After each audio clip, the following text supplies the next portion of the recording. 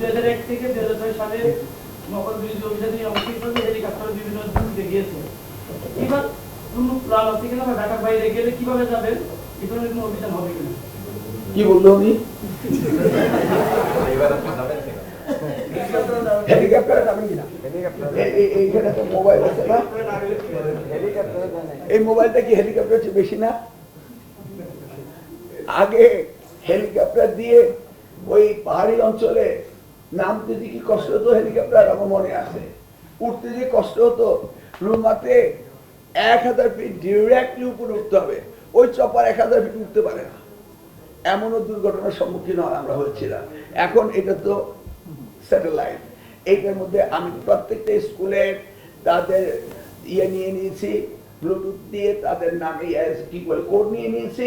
আমার যেখানে সন্দেহ হবে সেখানে আমি দেখবো আমার হেলিকপ্টার দরকার কি আছে, দরকার আপনি যেটা চান সেটা নেবো আপনার জন্য।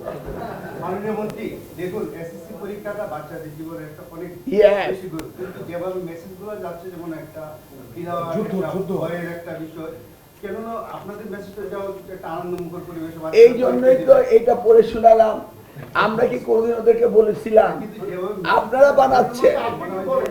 আপনি একটু বলেন এই বিষয়টা, তারা ভয়, যেমন আমি কালকে একজন শিক্ষার্থীর সাথে কথা বলছিলাম, বলছে যে আমরা কি ঘাড় ঘোরাতে পারবো না, এটা কি মানে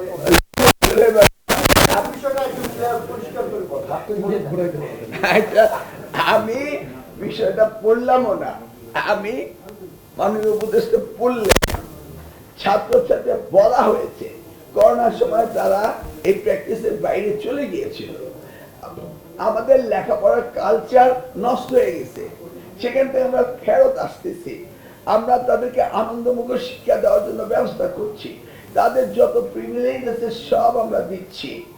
এখানে কিছু কিছু ভার্চুয়াল মব আছে, ভার্চুয়াল মব, এই ভার্চুয়াল মব এই সমস্ত কথাগুলি বলে, বুঝতে পারছেন তো? এগুলি ওরা বুঝে না, ওরা ট্রোল করে। গতকাল দেখলাম একজন একটা ছোট্ট 2 মিনিটে কি বানিয়েছে, আমি হেলিকপ্টার নিয়ে রশি বেয়ে উঠছি নামছি, এটা ভার্চুয়াল মব। এটা নিয়ে কি কথা বলার কিছু আছে?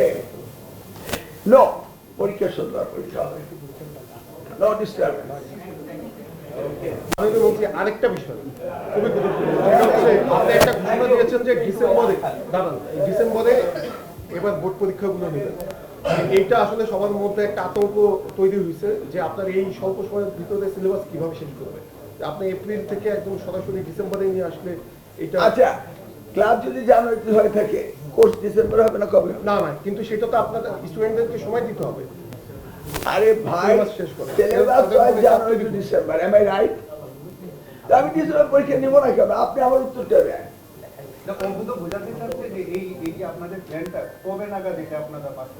প্ল্যান তো অলরেডি চলছে, মানে এই বছর না, তারপর বছর না, 28টা 29 না 27? কেন ভাই 28, 29, 27 বলবো? জানুয়ারি মাসে সিলেবাস দিয়ে ক্লাস শুরু হয়নি? হ্যাঁ, কিছুটা ব্যত্যয় ঘটেছে, এই জন্য সপ্তাহে 6 দিন ক্লাস করে দেয়নি। তাহলে জানুয়ারিতে ক্লাস শুরু হয়েছে, সিলেবাস ওইভাবে শুরু হয়েছে, ডিসেম্বরে শেষ হতে হবে, ডিসেম্বরে শেষ হবে নাকি বলুন? এসএসসি পরীক্ষা ডিসেম্বরে হবে, মানে কি বলতে যাচ্ছে? ডিসেম্বরে কি এসএসসি পরীক্ষা হবে? যে কোর্স শেষ করেছে, এবারে জানুয়ারিতে যে পরীক্ষা দিল, জানুয়ারিতে অ্যাডমিশন হলো, তার কোর্স ডিসেম্বরে শেষ, যদি পরীক্ষা শেষ হয়, আমি তার জীবন থেকে 1 বছর নষ্ট করব কেন? আপনি বলেন তো আমারে। আগামী এসএসসি পরীক্ষাটি কি তাহলে ডিসেম্বরে হচ্ছে? ওইটা জানা যায়, সময়টা কবে নাগাদ? প্রত্যেক পরীক্ষা যেই টাইমে হয় সেই টাইমে হবে। আপনি কি চান আমরা মন্ত্রণালয়ের দায়িত্ব নিয়ে প্রত্যেকটি ছাত্রের জীবন থেকে এসএসসি পাস করার সময় 1 বছর নিয়ে যাব, এসএসসি পাস করার 1 বছর নিয়ে যাব? এটা কি আপনারা চাচ্ছি না? তাহলে প্রশ্নটা কি? কবে থেকে এই সিদ্ধান্ত, এই বছর কি এটা বাস্তবায়ন হবে নাকি আগামী বছর, এবং সেটা কিভাবে? কবে প্রশ্নটা আসলো কেন?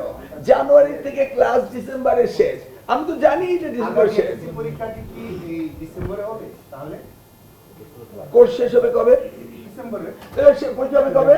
এই কথাটা তো আপনার না, যদি তাই হয়ে থাকে সেটা বলতে তো যদি তাই হয়ে থাকে। আমি কোর্স করি জানুয়ারিতে, শুরু করি জানুয়ারিতে, শেষ করি ডিসেম্বরে।